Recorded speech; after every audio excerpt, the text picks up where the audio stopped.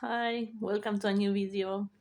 Uh, Thank you so much first of all, uh, for sharing some time with me, um, for being willing to listen to what I have to say. You know, just a complete stranger on the internet.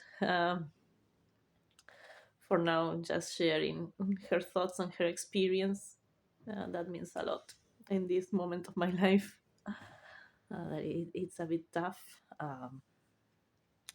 I hope I can also make you company somehow if you are needing someone right now, you know, just to play something and to feel heard and understood. I hope I can do that too. Well, currently my videos are very raw, uh, as you know, or maybe you don't know, maybe this is the first one you watch. I'm currently not at home uh, because of some life circumstances that are quite hard. I need to find a place uh, to, to be able to start over, and that will take some time. So now we are just making do with what we have, just my phone, construction zone nearby. So maybe you will hear that. I'm not sure. Uh, the light is not perfect. I'm looking like a mess, but yet um, I think that this is something that can be useful or helpful, and it is just useful for me at this point of my life to have something to do that gets me out of the the dark spot where I am right now. Uh, and talking about darkness, I wanted to share a bit my experience as a person with BPD, with black and white thinking. Um, Black and white thinking is one of the characteristics of the disorder, and we tend to view the world and to view ourselves in that either black or white light. It's either good or bad. It's very hard for us to find a middle spot, um, to say, okay, there are shades of gray, and if you're lucky enough, there are colors. There are colors in life too. What a revelation! um, that's something um, that I struggle with a lot, and currently things are, we could say, quite objectively tough for me, and I could be viewing this as all black. Everything is bad, everything is terrible. Objectively, there are some really questionable, to say the least, things going on in my life that I don't have control over. Um, so uh, I could just go and say everything is bad in my life. Uh, Knowing that I have that tendency, um, I try to make an extra effort to see what's good in my life, um, or to have something to look forward to, saying, okay, maybe things right now are not so good, and they aren't, honestly. They are not, um, but maybe they will get better. Maybe I can get better, you know? Um, so that's the thing. I'm trying to find things that I'm grateful for, things that I'm thankful for, and things that come to mind are, of course, my therapist and the work we do together. Even now, when things are very tough, I do still prioritize that.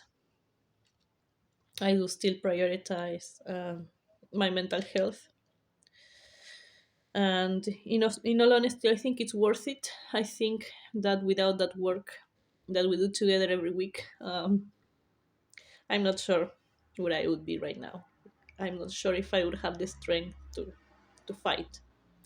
Even though the strength is inside me, and I know that maybe very likely I wouldn't be able to find that strength without that work that we did together. So that's number one. Um, Another thing that I'm grateful for is some people that I've encountered along the way that are willing to give me a hand um, now that I'm not doing okay. Um, to open their doors for me for a while I find my own safe space. Um, Even though we had language barrier, um, English, as you can notice, as you can hear, is not my first language. Um, and they don't speak English either, and I don't know the local language that well at all. I speak three languages. This one would be my fourth. I'm trying to learn, but it's kind of hard, especially under the circumstances. And anyway, these people are kind enough um, to give me a hand, and I'm very appreciative of that, and I know that I will never forget that. Other things that I'm grateful for. This is a bit tricky because now I don't have them with me, but my fur babies. And I want to keep fighting to be able to see them again. Mm.